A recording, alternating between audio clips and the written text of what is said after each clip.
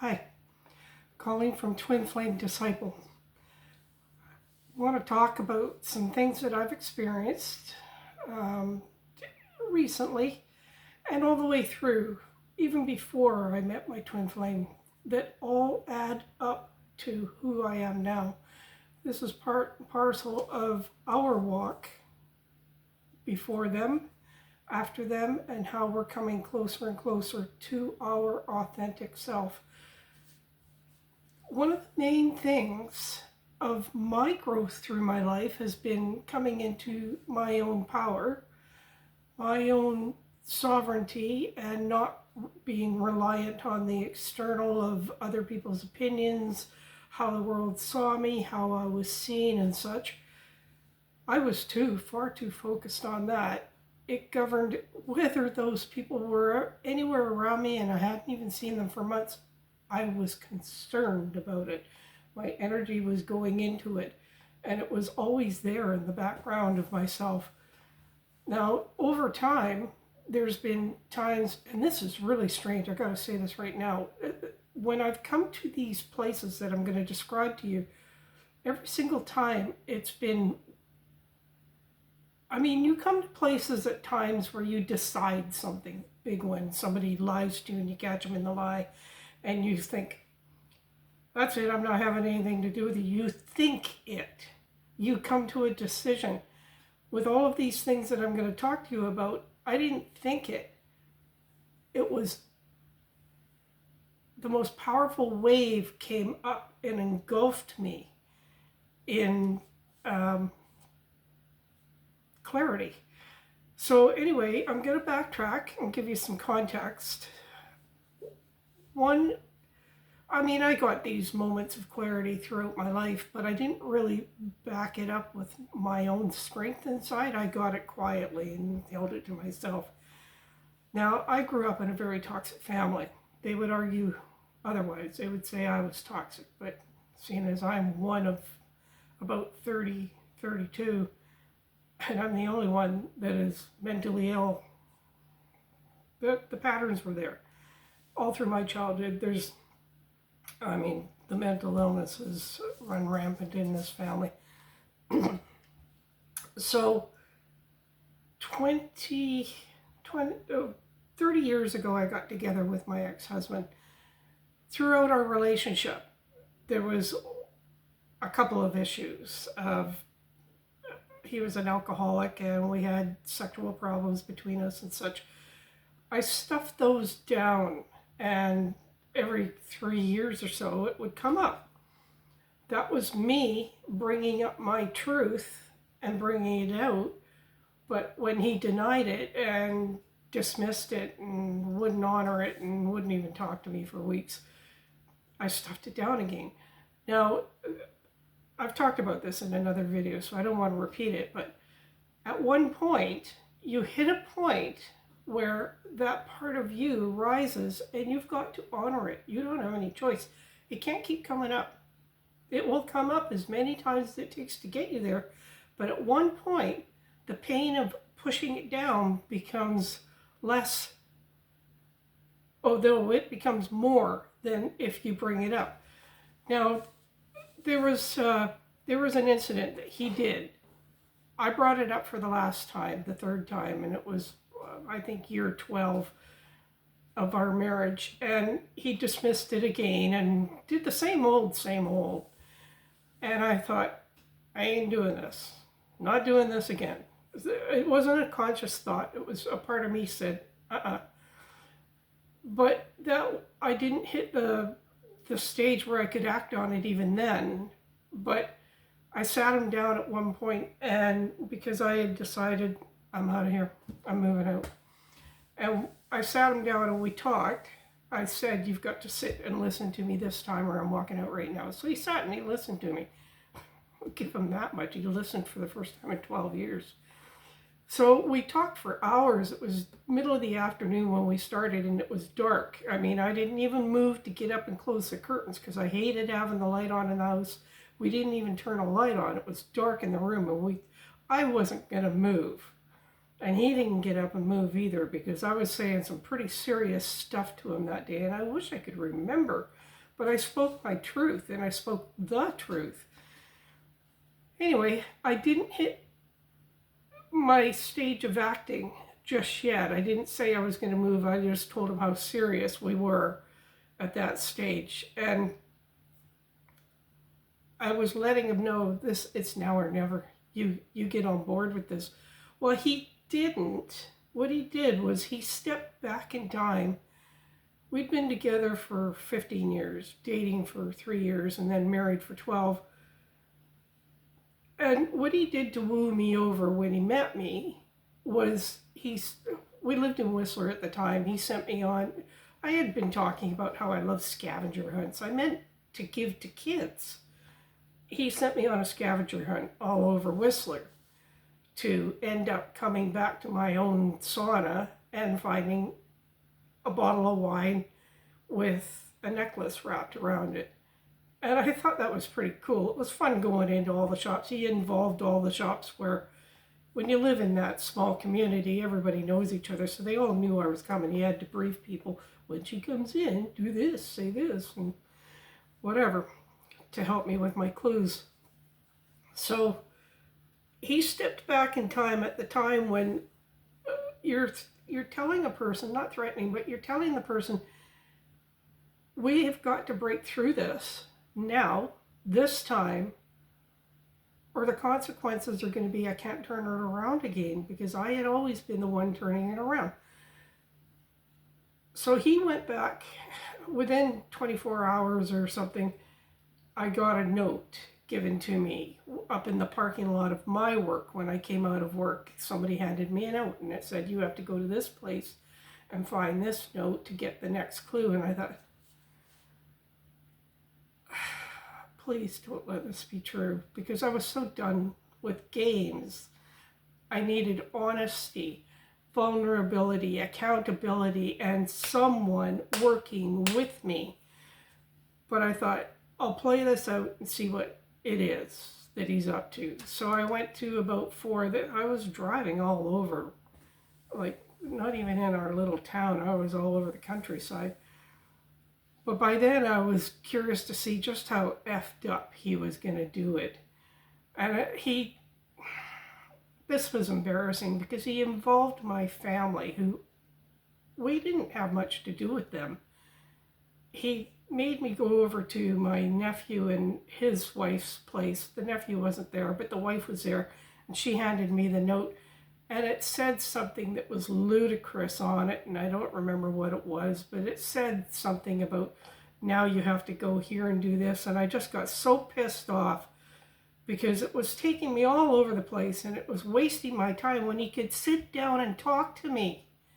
I don't know what the prize was that he was taking me to, but I was so mad I crumpled up the note and threw it on the floor and stormed out of there. She phoned me 2 seconds later, and she said, I've got the note that you were supposed to get. The one that you crumpled up was the note that you had in your hand when you arrived, my last note. So she told me what it was, and I drove past there. I saw where it was, and it was another one where I was going to feel totally humiliated, because these people didn't know the background. They thought he was sending me on this fun thing. He didn't tell them why. So I was showing up, and I knew the context, that I was being wooed by a child. And sorry, I shouldn't have said that. Anyway, I finished it up, and it led to meet me back at the house, and he had a bottle of wine, and I wasn't drinking by then, because I can't drink anymore.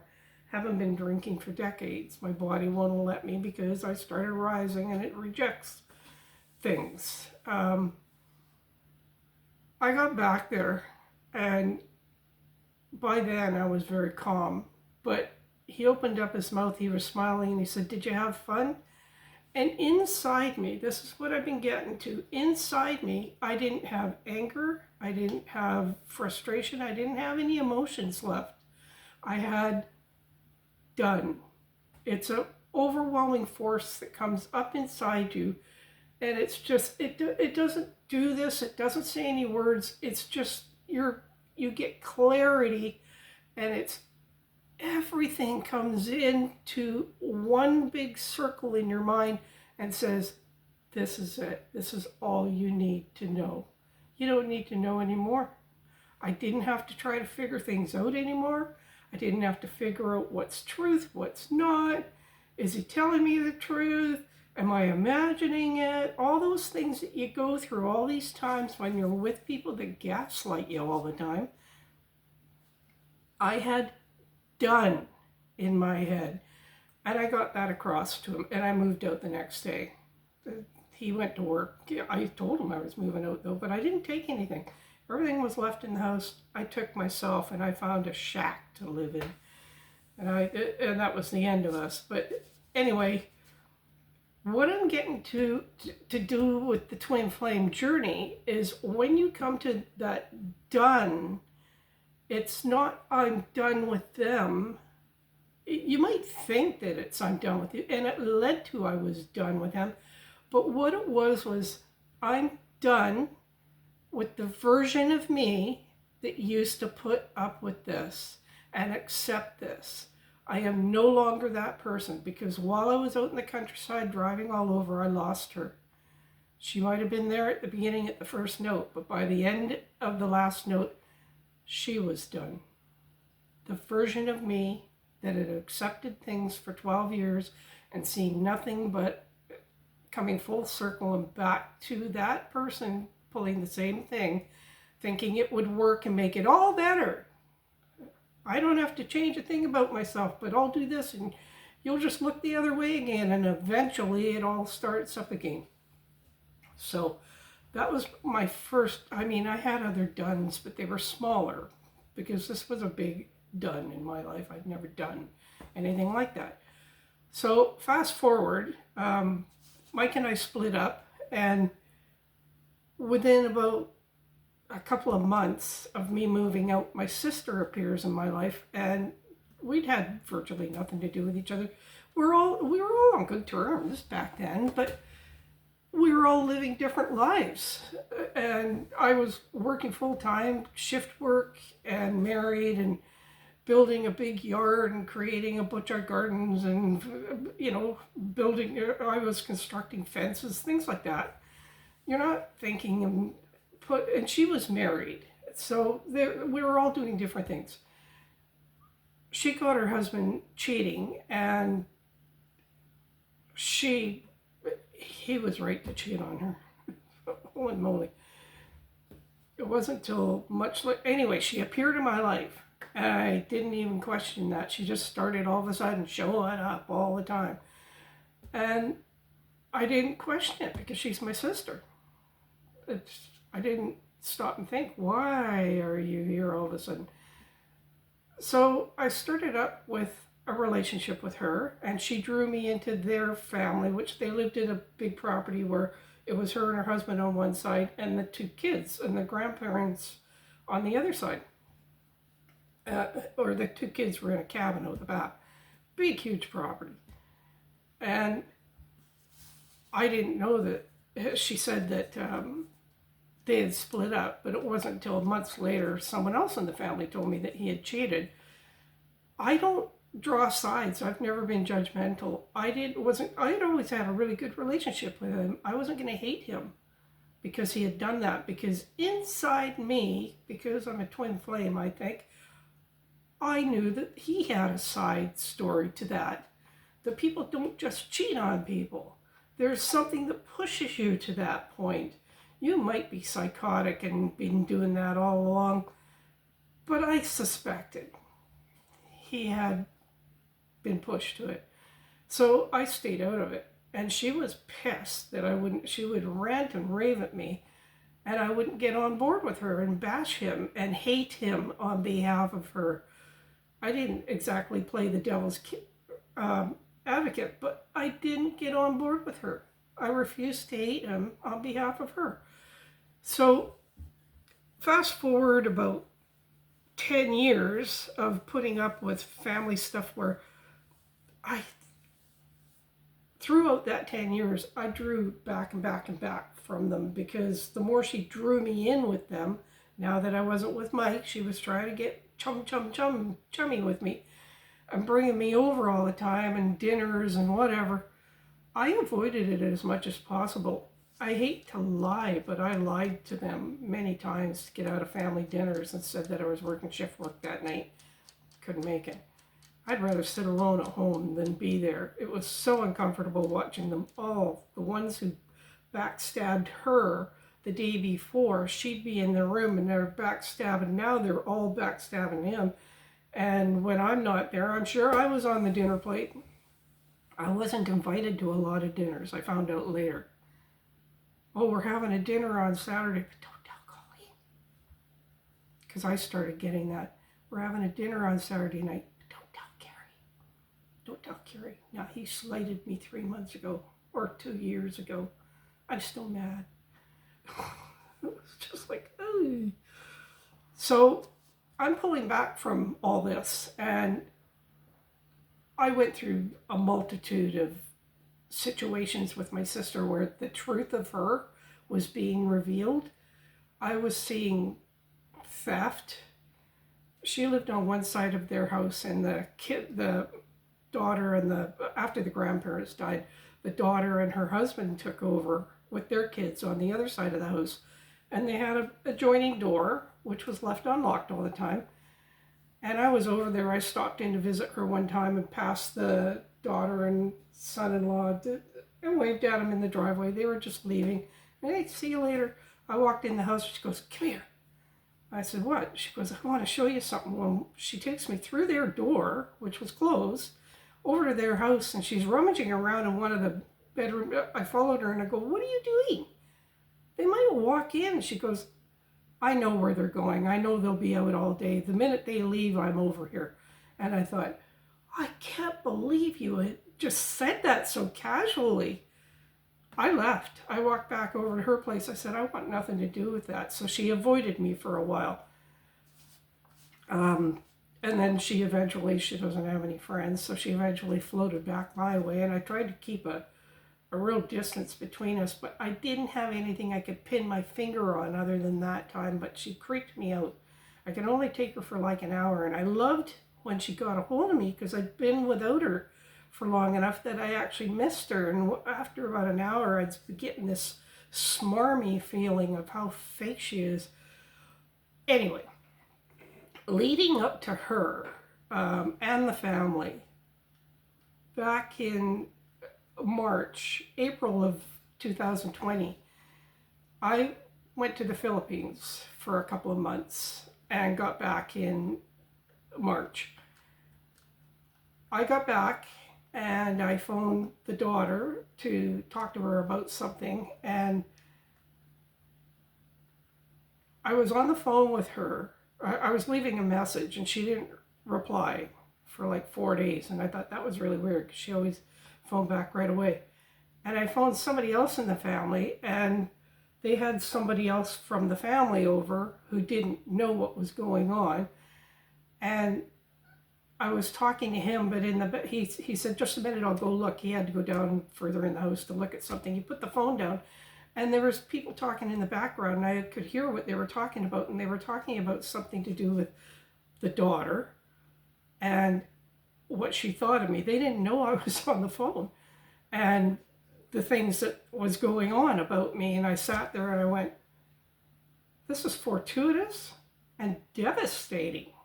Hearing people talking about you, he comes back to the phone and doesn't know that I've been overhearing a conversation because they probably stopped talking about it when he came in the room, or if they did, I didn't hear it. He comes back, and I kept it to myself, but now I knew. I knew that, you can't pin things down when you're in a toxic family because they don't do things in front of you. You can see things going on, but they're talking about that person now, so you're held by secrecy. If I was to, when that person came back in the room, say, these people all said this, it all gets turned back on you. We didn't say that. She's the problem. She's making things up. My family has a huge story going around with all of their friends that I am mentally ill. And I assure you I'm not. What I have is clarity on what mental illness is. So when I got back from that trip and all this went down, I felt that overwhelming done come up. And it wasn't anger or anything, it was just done. Done and done universally. So I sat there and I wrote a letter and I sent it all out to them by email, telling them all that I was leaving the family and that and the reasons why. And I said, anybody's welcome to come with me if they come in peace and love and acceptance and no judgment, and not one to come after me. But that was my second huge done. And once again, it was because I had outgrown the version of me that for 25 years or so had not been in enough contact with them to act on it. I had been maintaining boundaries of myself, but I hit a point where they involved me. And I'd probably been involved from the start, but I didn't know to the depth of it. So I got clarity on that issue, but I got clarity on you are not imagining anything. This is now, what are you going to do with it, Colleen? What are you going to do with it? It's right here. It was served up to you on a silver platter. What are you going to do about this? Done. So that was me once again outgrowing that version of me that had existed for a long time. And every time you do a done, you come up and it gets integrated into you. In fact, it's integrated into you before you hit done. That's how you're able to get done, because you're no longer that person. You're not. I had no emotions when I wrote the letter and sent it out to them, and they phoned me because they thought that it was a cry for suicide. I was like, no. Anyway, I just never contacted any of them again. It's been going on 6 years, and it's been a great 6 years because I have evolved so much. Lo and behold, 5 months later, I met my twin. Now, we're going to leave my twin over there for a little bit because I have another story to tell you. I have a friend, Debbie, that I had been friends with for 26 years. Back when I was still with Mike was when I met her. We'd been friends. Now, once again, I wasn't in her contact often enough for things to get really clear. I knew that after about 6 years of being friends with her, we walked our dogs together all the time. So we were dog walking friends, but neither of us really chummed with anybody else, so you could say that we were really good friends. And I thought we were. I always thought she was my best friend. You can see where this is going because I said I always thought. Anyway, how it was when I wanted to do something and wanted to get together with her, I would phone her, and she was always busy doing something. And she couldn't make it. But when she phoned me, I made the time. I might have had plans, or I was going to go in here and do that, but instead of doing that, I did something with her, and I went and did that later. But she always was, I got to do this. She was so focused on saving her family. She had to drop everything to do this for the husband, do this for the sons, maintain the whole, go out and buy $600 worth of groceries. Now, I'm not complaining because that is part of maintaining, and she was the perfect wife. But there was many times where I said to her, well, that can be done anytime. What it was that she brought up, she said, no, I need to do it now. Very rigid, very rigid. This is what I got to do. I got to do it now. And she offered no explanation other than that. And it happened so many times that I just finally got to a place inside me where I said, okay, fine.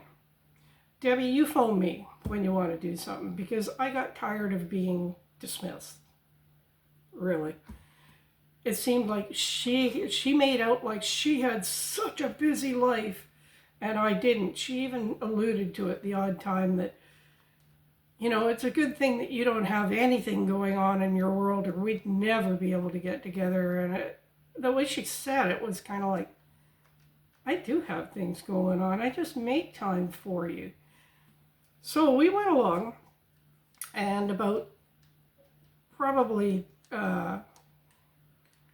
around about the same time that I was writing the letter to the family, I started really having those things come up and notice them, because there was times where she phoned me and we were going out for dinner one night. We were going to go out to a place out this way and go out for dinner, and we walked in and they had a party going over on the far side. It was probably about 40 people way over on the other side of the restaurant. The whole restaurant was empty and there was many booths open. She just went, "I'm not staying," and she stormed out. I found her in the parking lot and she says, "We're going." And I said, "Well, let's go down the road to this one." "No, I'm not going there either." And I said, "Why?" She says, "I'm just not happy. I'm not going to go out there." And it was like, don't even discuss it with me. No, God, no. Just shut me down. She had driven and picked me up, unfortunately. So I was silent when I got in the car because I was digesting what just went on. There was no reason to leave the restaurant. They weren't being loud. There was just a bunch of people over there and balloons and things. Something rubbed her wrong, but she wasn't entertaining going anywhere else. And I was not involved in the decision. So I said, "Take me home." So we start driving home, and she all of a sudden pulls off into this other place. And I said, "What are you doing?" She says, "We're going to go here." And I said, "Don't I have a say?" "Well, you said you wanted to go out." It was like, we're having a lover's fight. So I said, "Just take me home." So I came home. About 2 years later, she did something else.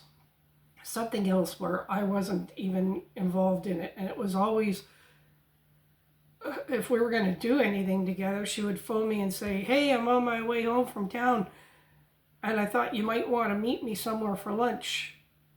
And I'd say, "No, it's short notice." She says, "What? You got nothing going on in your life." And these little barbs were always bothering me.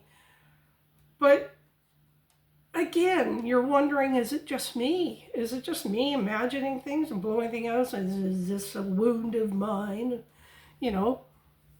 And she did a couple more things where I wasn't permitted to have a decision in it. And there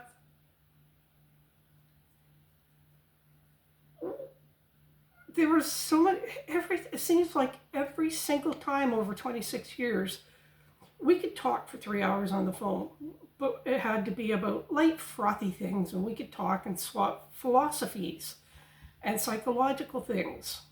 I did most of the talking, and she would tell her side of things, and then we'd pick it apart and such. But if I was going through something, like say when the family happened, if I brought it up, she didn't outright shut it down, but it would go I would be the one doing the talking, and after a few minutes I'd realize that she wasn't inputting anything. It was dead air between us, and she'd be going, and you know when somebody's not putting energy into a conversation. And I started noticing that pattern to every single time I had something where I needed to talk and reflect off of somebody. I'm not asking someone to save me. I'm just asking for a friend to listen. She wasn't listening on the other end. I'm sure she had the phone down on speaker and was off doing something, because she told me she did that with her sister. So anyway, this went on for quite a while, with me taking note that anytime I had something that mattered to me, it was met with a wall. She couldn't reciprocate. I heard all about her family all the time, but she couldn't be there for me. Let's put it that way. I could have gotten more empathy and compassion from a homeless person down under a bridge, because it was cold. Now, last November, I got shingles on my face. It came up on my forehead, little bumps, and it went into my hair, and it went across my eyebrow. It stole my eye. My eye was completely shut for 3 weeks. And my doctor was seriously worried. I was an ophthalmologist and specialist, because they were worried I was going to lose my sight in my eye. As it stands, my eye is fine. it's taken this long to get to find. But at the time, she called me and wanted to go out for lunch. And I said, I didn't say anything about my shingles. We talked for a few minutes first. And I said, what's up with your life? She said, nothing. I'm really bored. I've got nothing on my plate. Coming up, Landon was out of town with the kids, her son. And I said, very soon after that, I told her I had shingles. It had engulfed my whole head and what I was going through, and it was dead silence. And she said, oh, my mom had shingles on her face. And so I was telling her what I was experiencing. And I noticed after me talking for about a whole minute that every time I stopped, it was dead. And she didn't input anything to keep the conversation going or ask. She didn't ask a single thing. Like, how do you feel? How do you feel? What are you going through? After about a minute of me talking, she says, well, I've got to go. I've got to get ready because I've got the kids for the next 4 days. And I thought, you just finished telling me you didn't have a single thing on your plate and he's out of town with the kids. And I didn't say anything because I thought, this time I'm taking note. I know this time, but I'm just going to let it lie. Over the next 4 days, while she was supposedly looking after the kids, when it went into my eye and my eye got swollen, it was my birthday. 3 days after that conversation where she lied to me, it was my birthday. And she sent a message the night before saying, just getting ahead of things because I won't have time tomorrow. I'm going to be so busy with the kids. Happy birthday. And I thought, you couldn't, well, number one, you couldn't take 2 seconds to type out the necessary letters of happy birthday on the actual day. You got to get ahead of things. She supposedly already had the kids for a couple of days by then. So what difference did it make which day? And I wrote back, I was baiting her this time. I didn't care if she responded, but I baited her and I said, oh, well, I wouldn't have been able to do, or no, I doubt it'll be happy tomorrow because the shingles has gone into my eye and my eye has been shut for days and I'm at specialists. And she wrote back, I'm so sorry. And that was it. And I thought, she has done that so many times where it's bare minimum. You have to reply something, but it had happened so many times where I could say somebody died right beside me, dropped dead, and she'd go, oh, I'm so sorry. She's very good at the bare minimum. And right then, I felt done come up because I had had 26 years of denying my truth. And now you standing back, you can probably poke holes in this, but you didn't have the other millions of times when things came up. And then you can turn around and say, well, that's on you because you didn't act on it. I know it's on me and I didn't act on it. But at that moment when I said my birthday won't be good because of this, and I still hadn't heard a thing about what's going on with you, done came up. And it was so strong. It was not with emotion though. When you get clarity, clarity feels completely different. It comes up and it hits here and all the little pieces come together. In 1/1000th of a second, it goes, boom, truth. And here's your truth. What are you going to do about it? Was back again. And I knew that that was the ending. She didn't know. So the 4 days ends where she's supposedly looking after her kids. And this was part of the cycle all the way through those 26 years. If I had something I was dealing with that she didn't want to emotionally be present for, she was an avoidant. She could, oh, emotions, I can't do those. She would avoid me until such time that I had dealt with the situation and she could enter in. Let's talk about it. Tell me all about it. I don't want to tell you about it. It serves no purpose. It serves no purpose to me. I needed you then. not 4 or 5, 2 weeks later. You're not saving me like you save your family in that fake way. She's always saving them to have them indebted to her. It's manipulative. Anyway, sure enough, I could watch the clock. On the morning that she said that she was not going to have the kids, at 11, she started phoning me. And she suspected, because there's lots of times where I'm not home or my volume's turned down, or I'm out in a grocery store and I ignore the phone, or the phone's in the car. And she never ever panicked before. It would always be hours later. She'd leave a message and say, get a hold of me later. And 8 o'clock that night, I would call her and say, hey, see you phoned. And we'd talk. Well, this time, it's funny, it's true. When the energy changes between you and someone, they know. Because she phoned and left it about an hour, and I hadn't returned the call. And she started phoning she contacted me through my tablet, through my other phone.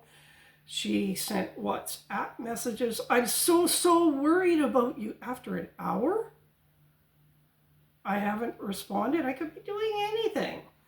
But she was messages blown up all over the place. What it was when someone has wronged someone, they know it. And it was eating her up that I wasn't responding to soothe her, that no, I'm still here. I'm still here. Yes, you dissed me and treated me like shit, but I'm still here, just like I always was. I'm getting dramatic. This is funny. Anyway, I ignored her. Now, when she called me at my birthday time, she led into that by saying, so you don't think that I'm ignoring you. I'm contacting you now. Happy birthday. That's what it was. And so by that night, I'd gotten about 15 messages through my various things. And it was like, I don't know which one to look at now, because you're going nuts on them all. Why would you think the worst case scenario? I'm so worried about you. Because I didn't respond to your phone call right away. I sent a message and said, so you don't worry, I'm fine, carry on. And I supplied nothing because I wanted her to get off of my devices. I didn't want to bait her. I didn't want her contacting me. I hit done stage and imploded days before that. So she started blowing up all the devices once again. If I can't get you through this, I'll go through this and this one and this one, and I don't think you'll answer on one of them. Oh, thank God, I was so worried about you. And it was like drama city. And you can see right through this stuff once you get to a certain level of clarity. It doesn't fall the same. I wasn't flattered. Yo, you're worried about me. I was pissed. You're not worried about me. You're worried about yourself and where you stand on things. So I left it at that, because I had answered her. I had written it all off, and I thought, I'm just not having anything to do with you. And I don't feel anymore that I owe that part of me that used to exist, that used to feel I owed someone an explanation. She's gone. I owe no one an explanation on anything. If I decide something, it's in my best interest, and you will learn by the consequences of your actions. So about a week goes by and she starts blowing everything up again. And Colleen, I don't know what to think of this. There's obviously something going on in your world, and I think it's fair you let me know. And I thought, no, if it was me and you said that you're dealing with something or whatever, that's right. I said in that message to her, I'm dealing with something, carry on. I don't feel like talking. And I didn't. It was the truth, all of it. I'm dealing with something and I don't feel like talking. So she sends it and she says, if you don't feel like talking, that's fine, but just tell me what's going on. And I thought, I don't need to. It's none of your business. You don't have the right to demand that somebody talk to you. Another week goes by and she's just flooding me with messages. Now it's turned. Not for a second does she think I could be on death's door. She's turning it to first of all, guilt. She starts sending messages saying, clearly I've done something and you don't think enough of me to talk to me. And I'm so, so sad. I'm so sad. And I thought, I'm so sad? Who talks like that? Oh, I'm so, so sad. And she says, I think you should talk to me. You'll feel better. And I, don't tell me what'll make me feel better, because that's not it. So I didn't respond. And then the next set of messages was blackmail. It was manipulative, not blackmail. It was talking about how apparently I've done something and you don't feel that I'm valued enough to talk to. You don't feel that you can share yourself with me. I had been for 20 years, hadn't been getting shared back. And why did I have to share myself? But she says,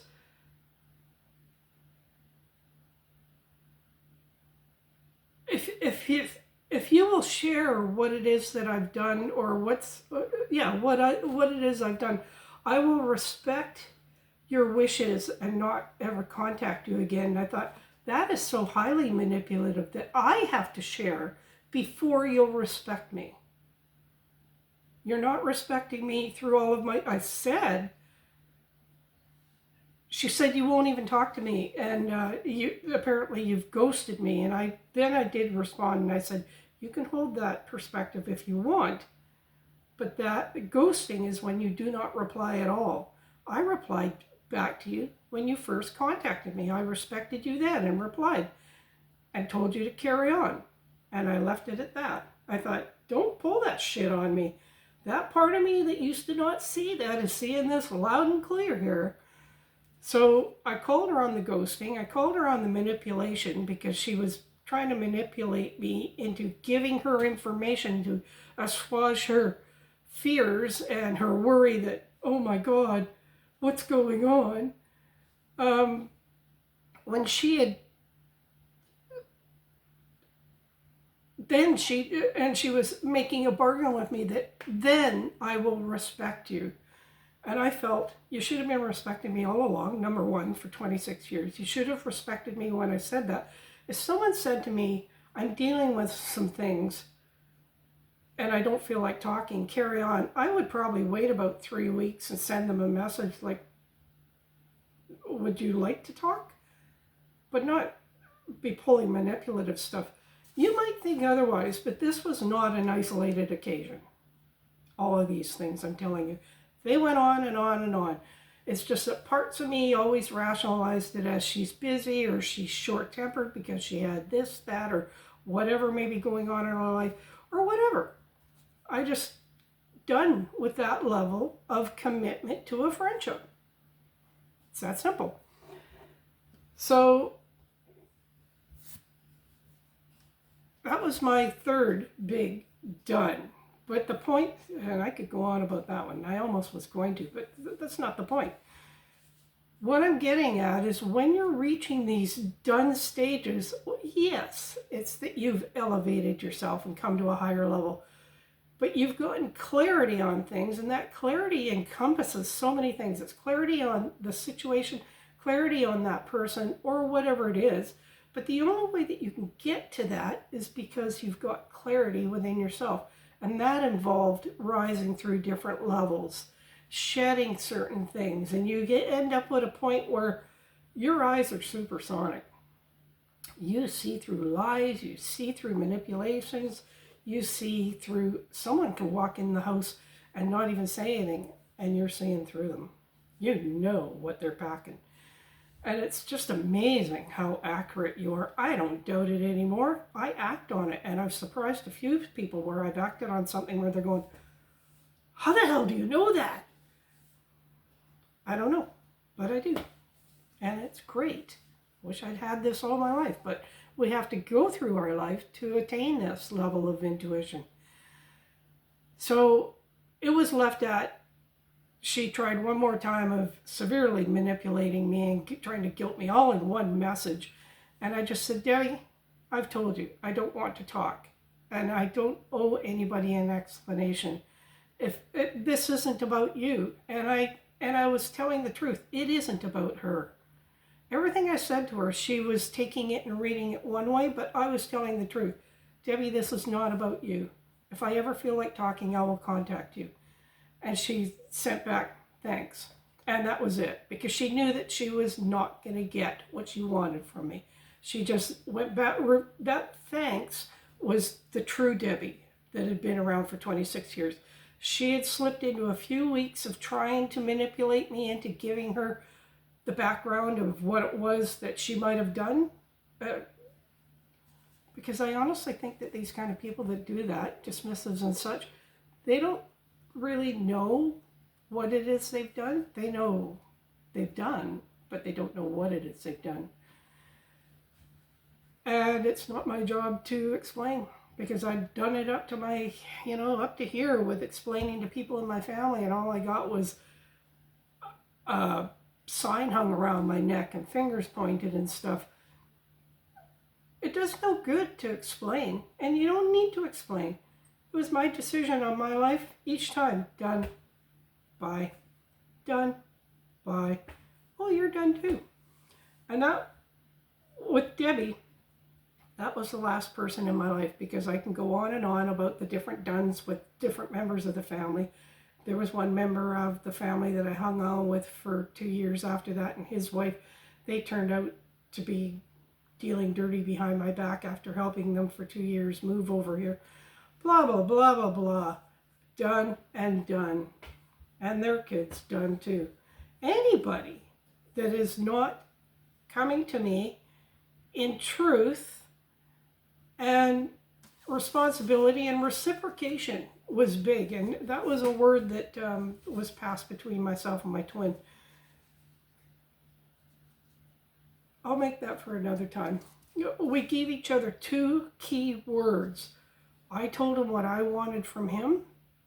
We were talking away from his writing group, but we weren't talking about us. We were just talking. I had dragged him across the parking lot to apologize to him, actually. And I said, all I want from us is reciprocation, mutual reciprocity, I said. Just a give and take of goodness. And I saw the look on his face was, what the fuck are you talking about? He didn't get it. It was me, full of that energy that comes up, that bliss energy and truth energy and everything that's so clear and truthful in your mind about everything around you and them. But I don't think he was on board with it. But I'm telling you now, as we walked back towards his group, I was saying, you can trust me, because I'm not what you imagined something about me that wasn't true. And he just said, he spit it at me and he said, just be authentic. It was like, I couldn't have been any more authentic, because trust me, with that energy inside you, you can't be anything except for your high level self. I was acting as my 5D person. I was so infused with it. It was like a volcano coming out of me. But he was not there. And two things. He was not there. He had been knocked down by what he perceived I had done, which I hadn't done, because somebody in his group whispered to him that I had done something that I hadn't. But he had also been influenced by his group, which is part and parcel of the whole thing of dealing with group energy and as a twin flame. He was so easily impressed, heavily impressed with other people's opinions. Anyway, that was a done too. Anyway, my latest done is I'm sitting here and I've been in a really good place for months. Like, after having Debbie go, I just have felt so free. And I'm sitting here for the last month thinking, okay, what now? And I am leaving. There is a big what now. I'm leaving in a week for a month to Vietnam. I rent a motorcycle and ride all over the country. So I'll be doing all my videos from there for a month. But I was also thinking, where does this take me as far as my journey now? what now? What stage, not stage, but what is it that I'm sitting in right now? Because I'm sitting here and I'm so calm, so happy, not bored, but feeling an itching, like there's something that I want to do, but I don't know what it is. But I've also been sitting here coming to that, I didn't realize that I was coming to, I'm done with Colleen, old Colleen. I didn't have any people coming up and things testing it, but I was sitting here by myself and thoughts would come up and I'd start over something, and I was thinking, done with that. Remember, you're done with that. You know better. And I canceled my cable vision like 10 years ago, and I have only YouTube, so I can choose what I infuse myself with. And I'm going through and I see the headlines of twin flame stuff in the banner, and I could look it up and I go, done. No point in looking at that. All it does is keep the addiction going. And I know this. The odd time I do tune into it because the title baits me, I get into it and I get a few minutes into it and I think, they're not telling me anything I don't already know. I already know everything about it that I need to know. I know where it's going to go. It's going to go here or it's going to go there. One of the two. Wait until it happens. You'll find out your answer. In the meantime, don't fret about it. I've given it all up. And I've hit a place where that being done with that part of me has gotten me to a place where I was sitting here about 20 minutes before I started the video, and I realized that it was me that I was having the done with this time, that I'm settling into this place, and all of a sudden I picked up my pen, and I always have a notepad beside it, and I wrote, because I was thinking of him. I'm thinking, why am I thinking of him? And I'm thinking, well, because you can't help but think of him, you're stuck with him. You guys are joined. So I thought, don't worry about it. Think about him if you want. Think nicely, because he was only dealing with his shit the same as I was dealing with my shit, just different. But I did think, okay, if you're listening out there, Twinny, I'm going to say things to you now that might bring you to a better clarity of your own self. Because if you're picking up on my frequency, I'm not sending them and fighting with them. I haven't been doing that in a long time. But because I'm in such a good, strong done and integrated it and feeling very, very strong in myself, I'm sending out that to him, and hopefully that's helping him in his life, because he could use some I'm done energy with the people he knows. And I wrote this out. This is what I feel, and I could say it, but I want us to read it. This is what I'm saying to him. I will not, because the last time that I saw him, he was very distorted. I still had his energy affect me deeply, but I was being very civil to him and trying to open up things, and it was just a shit show. And that's when I drew my energy back from him like that, because that was a done with entertaining that from you. I spun on my heel and walked away, and that was not the last time I saw him, but I didn't speak to him the next time I saw him. I didn't even look at him. Just carried on because I was on my motorcycle, and I saw him, but I didn't entertain it. I was sending him the energy of, I will not meet you at your level in distortion, if he even is in distortion still. It's been 2.5 years since I saw him. He might be totally different. I don't know, but this is what I'm sending him, because this is what I'm feeling. This is the energy I have. I will not meet you at your level in distortion. I can only meet you at my level in truth, in vulnerability, honesty, and authenticity. And that goes for everybody that floats within my realm in life at the moment. Anyone. It can be anyone, anywhere, at any time. If I start having my antenna wiggle, done. I've gotten so used to being alone in my world. I'm very happy with it. I have no problem entertaining myself, and I'm willing to have no one in my life for the rest of my life in order to feel that this is being fulfilled. Truth. If you can't come in truth, done. So there you go. There's the story of my doneness. That's how twin flames are done. And it goes back. If you look back on your own, it's not like right now that's what brought it on. I'm sitting here and I'm thinking, why is it for the last couple of weeks that when I think of him, I don't even like him. I'm not. I don't like you. Meanwhile, I don't even know him. I saw him 4 or 5 times over 2 weeks when I first met him.